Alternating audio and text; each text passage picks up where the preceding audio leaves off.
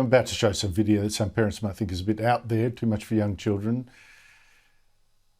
I am very much for tolerance, let he who is without sin cast the first stone and all that. But Pride Month, a whole month now, apparently just even a week is just not long enough. A whole month about celebrating every sexual preference except being straight.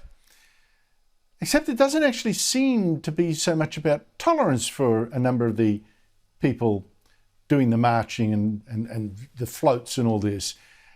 Certainly the case when you look at some of the floats on the Sydney Gay and Lesbian Mardi Gras, particularly now at the parades in places like Los Angeles and Washington. It strikes me this is more about, not so much about making children accept transsexuals and gays and drag queens and so on, which would be good, being tolerant. This is also about accepting the most demeaning sexual behaviours, whippings and all that kind of stuff, a perversion really of affection. And it's about flaunting an aggressive sexuality without any moderation or any consideration or any sense of time and place, dignity, no sense of propriety, or even a mutual love. I mean, this is promoting instead a really highly sexualized world, and say the same whether they were gay, bi or straight, in which American schools and libraries even invite drag queens to educate children, with some woke parents getting the drag queens to dress their children in drag too, and then work the room for some cash. That's the progressive United States. Progressive, let's progress back to the caves. Joining me is one of the sharpest social critics I know, Brendan O'Neill, political editor of the online magazine Spiked. Brendan O'Neill, great to see you again. What is going on here? Look, maybe I'm a bit of a prude, but what do you think's going on here? Nothing good. I'm very worried about what has happened to Pride. I mean, we all understand why Pride first came into existence. In the late 60s and early 1970s, gay people and lesbians faced a lot of discrimination and a lot of prejudice. And they set up this movement to say, look, we're here, we're part of society, just treat us nicely. That's basically what Pride was about. And most people, the vast majority of people, support that idea. But what Pride has become lately is a celebration of perversion. And I am bamboozled that anyone would bring a child to Pride, where you often see almost naked men, people being whipped. You see people behaving like dogs. The BBC in here in the UK, a couple of years ago, the BBC published a series of photos from Pride, including photos of men in their 40s and 50s dressed like babies. They had dummies in their mouths, they were wearing nappies, and the BBC didn't think that maybe it should not publish this rather perverted photo. So something has gone dreadfully wrong. And I think identitarianism, identity politics, has a lot to answer for here, because we're now supposed to celebrate all identities, even those that are obviously perverted and degraded. But first I want to show you something very rare. It's film of lemmings jumping off a cliff. I mean, you often hear about lemmings jumping off a cliff, almost never see it. Lemmings, jump off a cliff. But it happened today and in Canberra, and would you know, right in front of television cameras. Amazing coincidence. Here is the video. You see the new Prime Minister, Anthony Albanese, and the Minister now in charge of our electricity, Chris Bowen, signing a letter to the United Nations saying, hey, look at us. We are going to slash Australia's emissions even harder than the Morrison government. We're going to drive even more coal-fired electricity generators broke.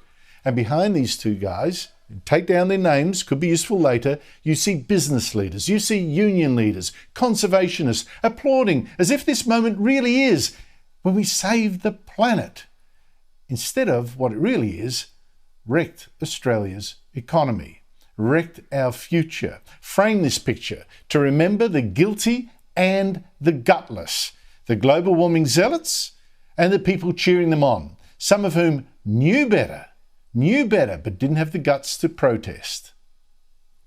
What a moment of shame for Australia. And the timing, it's just astonishing.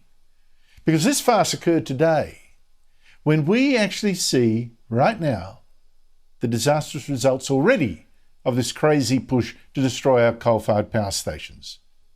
the results of the global warming policies that have helped to destroy 1/3 of our coal-fired generators already in just 1 decade, like Victoria's giant Hazelwood plant, leaving us now so short of electricity that we're again being asked to switch things off. The New South Wales grid will be under significant pressure between 6 p.m. and 8 p.m. tonight.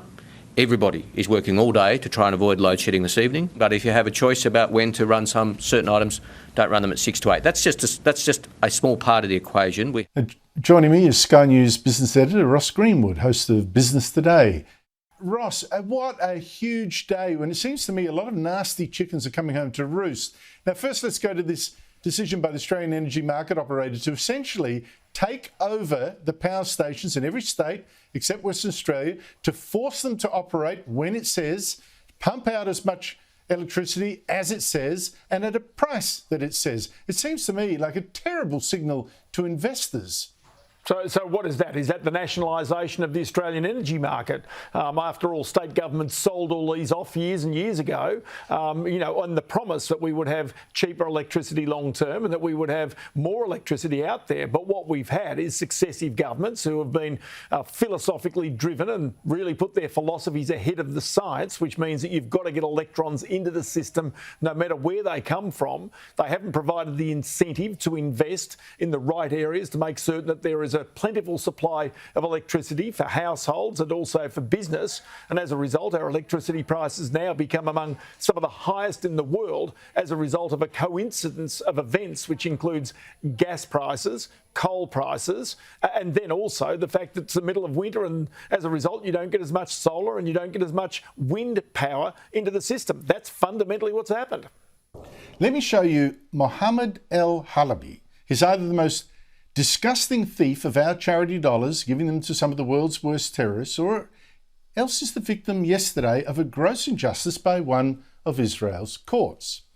Now, Halabi worked for the charity World Vision in Gaza, a territory next to Israel, run by the HAMAS terrorist group that has often launched rocket attacks and terrorist attacks on Israel.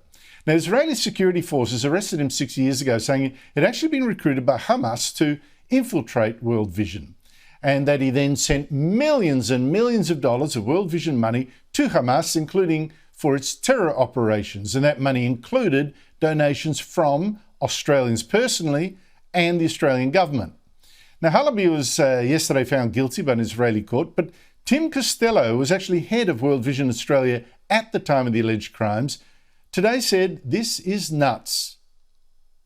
An innocent man has been found guilty with no evidence produced. This is not a legal trial. This is a political trial. It started with the ludicrous claim that he had transferred $50 million. Now, the prosecutors in this case said Halabi actually confessed in jail, but has since withdrawn that, and much of the evidence against him, yesterday's judgment as well, is classified for security reasons, so we can't even tell what the real case against him actually is. And what's more, when our own Department of Foreign Affairs looked into this, it said it had uncovered nothing to suggest any diversion of government funds administered by World Vision in Gaza. So, if you don't trust Israel, Halabi is a martyr. And already this is becoming a bit of a cause. But if you do trust Israel, you can't prove he's guilty. As I said earlier, one reason the Morrison government got smashed in the election, women. A lot of women hated the Liberals. You look at the so-called climate independents who stole so many safe Liberal seats, supposedly safe, almost every one of them a woman. In fact, women are growing more and more now likely to vote left. Once, they're just as likely as men to vote Liberal, but 3 years ago, 45% of men voted Liberal, 45%, but just 35% women. But when it comes to the Greens, for every 3 men who voted the Greens, there were 5 women. So what's going on? I'm joined by Bettina Arndt, author, men's rights activist, and a regular blogger on Substack. Bettina, thank you so much for your time. Can you explain to me why women are voting more and more left-wing, and much more so than men? Yes, well, women have been, not only in Australia, but many Western countries, becoming more and more left-wing, deserting what was once their predominant conservative stance. And I think if you look carefully, one of the reasons for this, one of the big factors is university education. We have 60% of graduates women. We have a solid number of women who've had a university education. They're most likely to go into the humanities subjects, which, as you know, Andrew, are very much steeped in identity politics and neo-Marxist claptrap, and the ideology is fed very thick to women in their university studies. Interestingly, the Australian Election Study did some work a few years ago, and they found that women go into university and as graduates they come up more left-wing. That doesn't affect men to nearly the same degree. Graduate men aren't particularly different from their contemporaries who haven't been to university. So we're getting this process of women being turned left through university education, and then what happens is they make a whole lot of work and lifestyle choices which absolutely reinforces those left-wing beliefs as opposed to having their beliefs challenged, which is what happens to many men. A lot of global warming believers on Twitter are having real trouble dealing with this electricity shambles caused in large part by global warming policies. They don't want to know about that. Some went actually nuts when Channel 9 last night said this about the danger of blackouts when that danger was worst. The problem's compounded by demand peaking in the early evening when wind and solar power is least reliable and effective. Actually, it's true. That is true enough because solar power isn't effective in the evening. No, because there's no sun. That's a no-brainer. But truth like that is poisonous to global warming activists such as Keaton Joshi, who's a full-time writer and analyst on climate policies. He quoted that sentence in a tweet and raged, while we're talking about punishing generators, why don't we talk about regulating media companies so they can't spread outright lies during an energy crisis? So it's incredible. It's a lie now to say that solar power doesn't actually work well in the dark and the media has to be regulated to stop saying even that.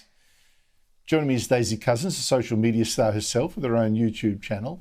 Daisy, great to see you again. This global warming extremist must be freaking about this electricity catastrophe when he wants the media banned from even telling the truth about solar power, that we're out of power in the dark. And looking at Twitter, I don't think he's the only one.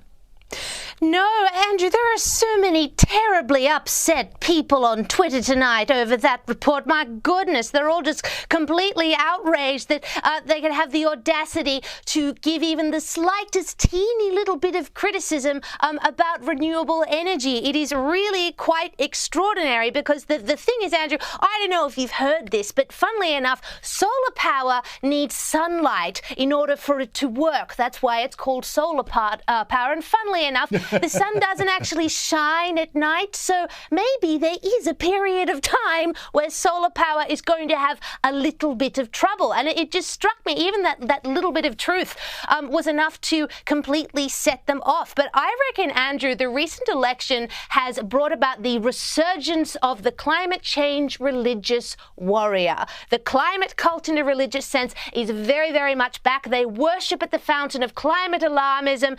They have their deities like Greta Thunberg, and like any cult, no dissent is tolerated, even if it is based in truth, because apparently we are all going to die if we don't go to 100% renewable energy tomorrow. But I love battlers.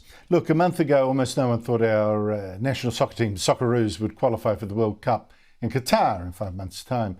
But last week they won a do-or-die game against the UAE, and this morning they fought to a 0-0 draw against Peru, a knockout to decide who'd make the Cup, and was down to penalties. Coach Graham Arnold switched his first goalkeeper, Matthew Ryan, for Andrew Redmayne, who was just there as a penalties specialist. But Australia was immediately behind in the penalty shootout until it came down to this kick. Alex Valera.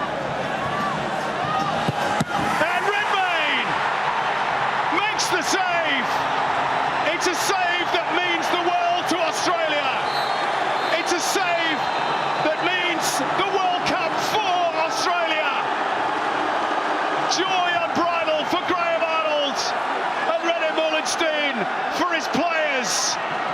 They are going to the World Cup in Qatar. No one gave them much of a chance, but never ever right off the Socceroos. Yes. So Australia now has an instant hero. A man whose career was looked over when he wasn't even picked as first keeper for the Western Sydney Wanderers. Thought it'd have to be a barista in a mate's cafe or maybe go teach or something. Joining me is Mark Bosnich, who I still reckon, despite what we just saw, was Australia's greatest ever goalkeeper. Mark, great to catch up with you again. How big a result is this for Australian soccer?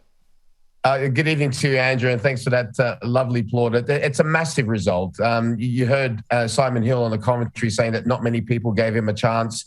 You said it before. The highlights came on as well. And to win that game in such circumstances, being an underdog, it's always a better feeling when you win as an underdog. And in terms of the actual football here in Australia, it's been a challenging couple of years, as it has for everyone with COVID and so forth. And so we give the game an absolutely massive fillip. And a special word as well must go out to Graham Arnold. He had his critics, including myself, towards the end of the qualifying campaign where they slipped from first down to third, which made them have to go through this playoff route. But to make such a brave decision to take off arguably your best player, Matt Ryan, and the captain of the team with 2 minutes to go, specifically for a penalty shootout, really was one of the bravest managerial decisions I've ever seen made from an Australian manager, put it that way. It has been done before. The Dutch coach, Louis van Gaal, did something very similar back in 2014. But in terms of the saying, who dares wins, well, Graham really encapsulated that with making that substitute, and he came up trumps.